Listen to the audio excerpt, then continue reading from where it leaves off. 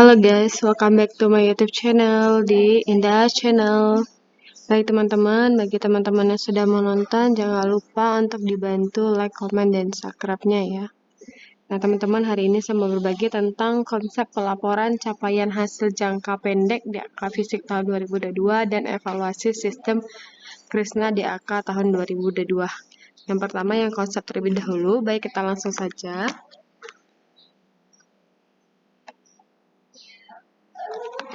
Nah, ini ada ketentuan capaian hasil jangka pendek dalam Perpres 7 tahun 2022 tentang Juknis DAK tahun 2022. Pasal 9 di sini mengatakan, kepala daerah menyusun laporan pelaksanaan DAK fisik yang terdiri dari atas laporan ada 4 poin, yaitu realisasi penyerapan dana, capaian keluaran kegiatan, pelaksanaan teknis kegiatan, dan capaian hasil jangka pendek. Ayat 6 yaitu capaian hasil jangka pendek sebagaimana dimaksud pada ayat 1 huruf D menjadi pertimbangan penilaian DAK fisik tahun 2024. Kemudian pada ayat 7, laporan capaian hasil jangka pendek sebagaimana dimaksud pada ayat 1 huruf D disampaikan melalui sistem informasi perencanaan dan penganggaran yang terintegrasi paling lambat bulan Juni 2023 atau sesuai dengan batas waktu dalam petunjuk operasional yang diatur dengan peraturan menteri atau lembaga. Kemudian ayat 9, laporan capaian hasil jangka pendek sebagaimana dimaksud pada ayat 1 huruf D paling sedikit memuat tentang capaian indikator, kendala, dan data dukung. Ayat 12, ketentuan lebih lanjut mengenai capaian hasil jangka pendek bidang DAK fisik dalam petunjuk operasional DAK fisik sebagaimana dimaksud pada ayat 1 paling sedikit memuat indikator, target, sasaran indikator atau penerima manfaat, tata cara penghitungan, batas waktu penyampaian, dan mekanisme penyampaian.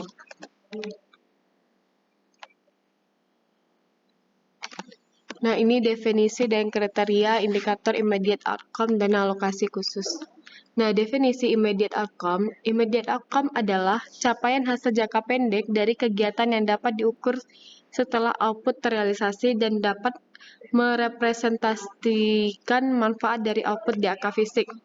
Nah, kriteria indikator immediate outcome ini ada yang pertama spesifik, artinya indikator jelas dan spesifik mengukur menu atau subbidang tertentu. Indikator bukan merupakan indikator output. Yang kedua adalah measurable, artinya harus dapat diukur per daerah dan per menu atau subbidang dan diagregasi secara nasional. Nah, target digunakan sebagai pembanding dengan realisasi untuk menentukan nilai. Kemudian attainable, artinya dapat dicapai, dihitung dan dilaporkan oleh OPD. Mekanisme penghitungan dan verifikasinya mudah dan jelas. Kemudian kriterianya relevan, yaitu mencerminkan data dukung terhadap major project dan prioritas nasional, serta kebermanfaatan terhadap penerima layanan. Kemudian kriterianya ada time based, yaitu dapat dihitung dalam waktu paling lambat 6 bulan setelah tahun anggaran berakhir. Nah, ini ada konsep logical framework immediate outcome. Ya, ini yang pertama perencanaan, yaitu dari masukan input, kemudian pelaksanaan atau actuating, proses aktivasi, kemudian ada keluaran dan output, hasil atau result, hasilnya itu outcome, dan dampaknya itu impact. Nah, untuk keluaran atau output adalah barang atau jasa yang dihasilkan oleh kegiatan yang dilaksanakan untuk mendukung pencapaian sasaran dan tujuan program dan kebijakan. Yang kedua, hasil atau outcome adalah segala sesuatu yang mencerminkan berfungsinya keluaran dari kegiatan dalam satu program.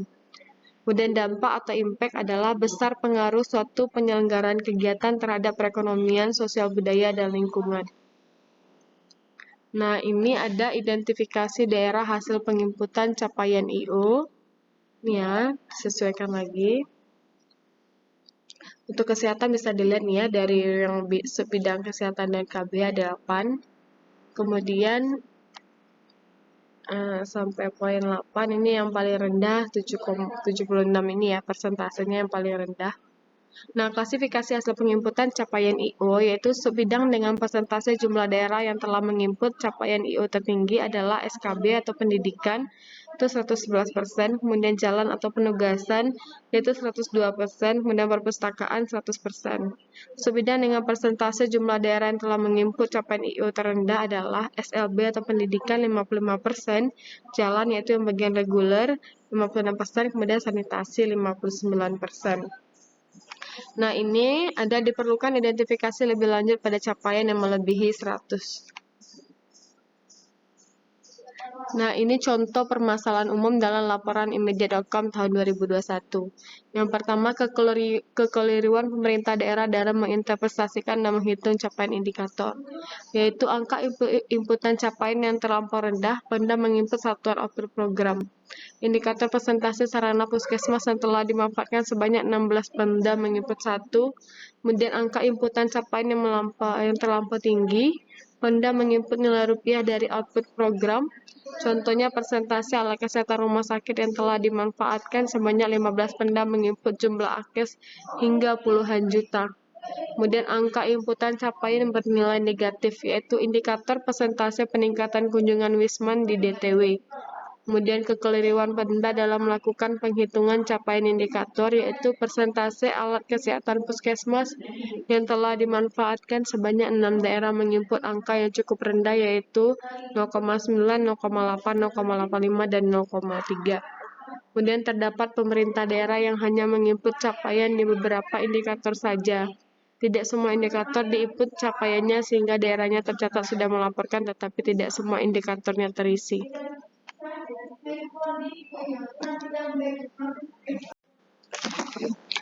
Kemudian konsep input data capaian hasil jangka pendek melalui aplikasi Krisna DAK. Yang pertama, usulan hanya dapat dilakukan pada pemerintah daerah yang menetapkan rencana kegiatan atau RKDAK tahun 2022. Yang kedua, pembatasan data capaian minimal dan maksimal untuk menghindari kesalahan input. Yang ketiga, pemerintah pusat dapat melakukan validasi terhadap data capaian hasil jangka pendek. Kemudian pemerintah daerah wajib input data capaian setiap bulan menjadi agregat capaian hasil jangka pendek hanya di angka fisik bidang pariwisata. Kemudian yang kelima, proses input data capaian hasil jangka pendek dari tanggal 29 Mei hingga 21 Juni 2023. Kemudian data capaian hasil jangka pendek tahun 2022 akan menjadi pertimbangan penilaian di angka fisik tahun 2024. Nah, di sini ada tampilan business process penginputan capaian immediate outcome dalam aplikasi Krisna DAK oleh pemerintah daerah.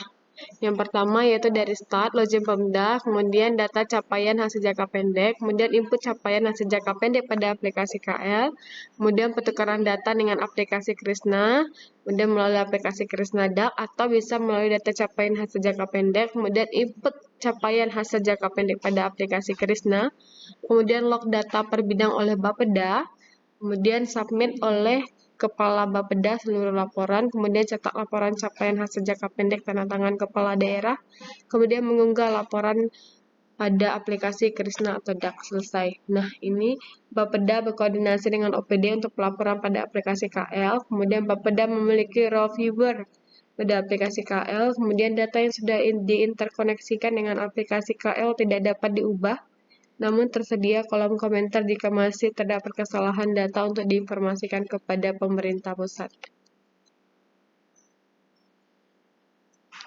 Nah, ini ada tabel inputan laporan capaian hasil jangka pendek tahun 2000 di angka fisik tahun 2022. Nih ya, nanti laporan capaian hasil jangka pendek merupakan fase dan fitur tambahan pada aplikasi Krisna DAK 2022. Kemudian indikator capaian hasil jangka pendek berada pada level menu. Kemudian capaian hasil jangka pendek hanya dapat diinput pada detail rincian yang menjadi RK. Nah, ini ya. Menu yaitu sesuai dengan menu aplikasi dalam aplikasi Krisnada 2022. Indikator I.O. sudah ditetapkan oleh pemerintah pusat dan tertuang dalam aplikasi Krisnada. Satuannya satuan dari setiap indikator yang sudah ditetapkan. Capaian itu capaian per indikator diisi oleh Pemda. Target nasional yaitu sesuai dengan target nasional setiap indikator. Target wilayah yaitu target per kabupaten kota untuk setiap indikator. kemudian nilai capaian maksimal, kemudian nilai capaian minimal, kendala itu kendala setiap indikator diisi oleh Pemda. Data dukung adalah data dukung yang disyaratkan oleh KL teknis, yaitu diisi oleh Pemda. Keterangan terhadap data capaian diisi oleh Pemda, kemudian cara penghitungan, yaitu penjelasan penghitungan setiap indikator.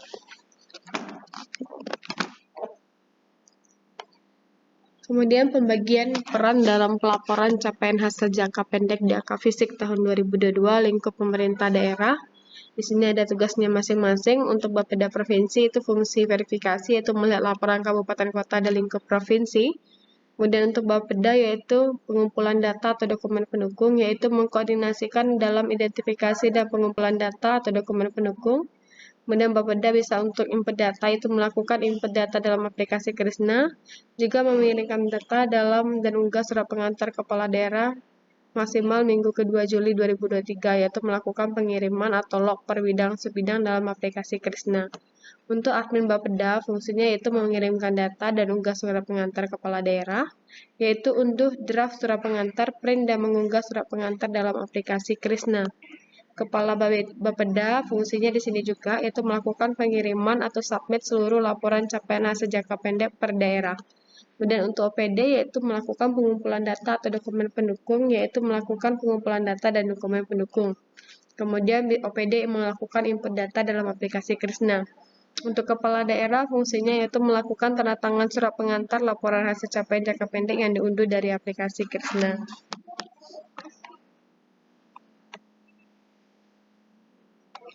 Nah, ini timeline laporan capaian hasil jangka pendek di AK Fisik 2022, yaitu dari 29 Mei hingga 21 Juni. Itu input dan log laporan dalam aplikasi KL atau Krisna. 21 sampai 27 Juni yaitu proses interkoneksi aplikasi KL dengan aplikasi Krisna. Pemda tidak dapat melakukan input atau perubahan data I/O baik di aplikasi Krisna maupun KL. Kemudian tanggal 28 sampai 30 Juni itu proses submit oleh Pemda pada aplikasi Krisna. Pemda dapat memberikan catatan terhadap data yang telah diinput pada aplikasi Krisna. Kemudian minggu ke-2 Juli, batas waktu unggah surat pengantar, yaitu mengunggah surat kepala daerah. Bapeda mengirimkan surat yang sudah ditandatangan kepala daerah dalam aplikasi Krisna. Ini batasnya 15 Juli 2023 paling terakhir. Nah, tanggal penting batas akhir itu ya, 21 Juni input dan log data capaian hasil jangka pendek, 30 Juni submit data, 15 Juli unggah surat kepala daerah. Nah, itu cukup sekian ya. Kemudian untuk evaluasi pelaporan capaian hasil kinerja hasil jangka pendek dalam sistem Krisna. Ini sedikit aja ya.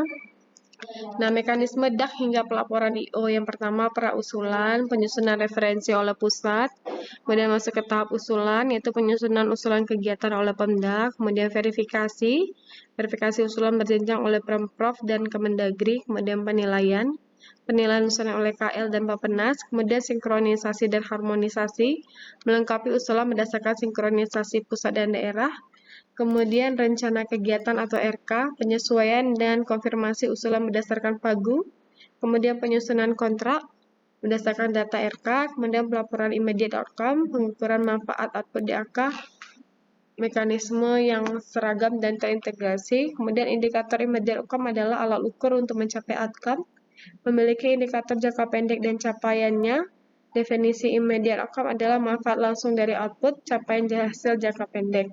Nah, tahapan yang membutuhkan keterlibatan aktif dari Pemda kabupaten kota. Ini dasar hukum immediate outcome itu adalah Perpres nomor 7 tahun 2022 tentang petunjuk teknis dana alokasi khusus fisik tahun anggaran 2022.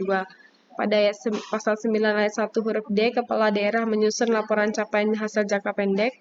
Pasal 9 ayat 6 itu capaian hasil jangka pendek sebagaimana dimaksud pada ayat 1 huruf D menjadi pertimbangan penilaian DAK tahun 2024, DAK Fisik tahun 2024. Kemudian pasal 9 ayat 7, laporan capaian hasil jangka pendek sebagaimana dimaksud pada ayat 1 huruf D disampaikan melalui sistem informasi perencanaan penganggaran yang terintegrasi paling lambat Juni 2023. Nah, ini ada dukungan Krisna dalam perencanaan dan penganggaran. Ini ada prosesnya ya, jangka panjang, jangka menengah, dan tahunan. Nanti teman-teman bisa lihat sendiri. Nah, untuk Krisna ada di sini ya. Kemudian ada perkuatan mekanisme pelaporan I/O. Ini ada proses DAK 2021 dan DAK 2022. Proses yang pertama, input capaian indikator I/O. Tahun 2021, Pemda input capaian I/O pada seluruh menu. Kemudian permasalahan tidak semua menu ditetapkan menjadi RK sehingga menjadi tidak relevan. Di angka 2022, Pemda input capaian indikator I/O pada menu yang ditetapkan menjadi RK. Kemudian ada input capaian indikator I/O bulanan, itu 2021 belum dapat dilakukan. Input capaian dalam agregat tahun. Kemudian tahun 2022 dapat dilakukan pada indikator I/O tertentu, diimplementasikan dalam bidang pariwisata. Kemudian ada validasi atas hasil capaian I/O yang diinput atau approval. 2021 belum dapat dilakukan, sedangkan tahun 2022 dapat dilakukan pada subbidang atau bidang tertentu. Atau validasi atau approval menggunakan status approved atau rejected, kemudian Pemda dapat memperbaiki hasil capaian yang rejected. Kemudian unlock data I/O bertujuan Pemda dapat menginput kembali capaian indikator I/O. Untuk 2021 dilakukan oleh role Bapeda, sedangkan 2022 dilakukan oleh role approver KL pengampu. Kemudian Pemda diharapkan dapat berkoordinasi dengan KL jika terdapat I/O yang perlu di-unlock pada subbidang. Nah, ini ada struktur immediate outcome, bidang, subbidang, penunjang, menu kegiatan, ada rincian dan data rincian. Kemudian menu kegiatan ada immediate outcome, ini ada kode, nomenklatur, satuan cara perhitungan, target nasional, perwilayah, target info, capaian, itu tahunan bulanan, kendala, data dukung, dan keterangan. Nah, ini contohnya ya, untuk bidang pariwisata, subbidang tematik penguatan DPP dan SIKM, menu kegiatan pembangunan amenitas dan atraksi kawasan wisata bahari dan pahariran, I/O-nya jumlah kunjungan wisatawan di DTW orang, targetnya 2 juta, realisasinya 2 juta. Jumlah kunjungan wisatawan mancanegara di DTW orang, target 2 juta, realisasi 2 juta. Nah, cukup sekian ya tentang proses penginputan I/O dan kebijakannya immediate.com untuk tahun DAK Visit Tahun Anggaran 2022. Semoga bermanfaat informasinya teman-teman. Jangan lupa untuk dibantu like, komen, dan subscribe-nya. Thank you.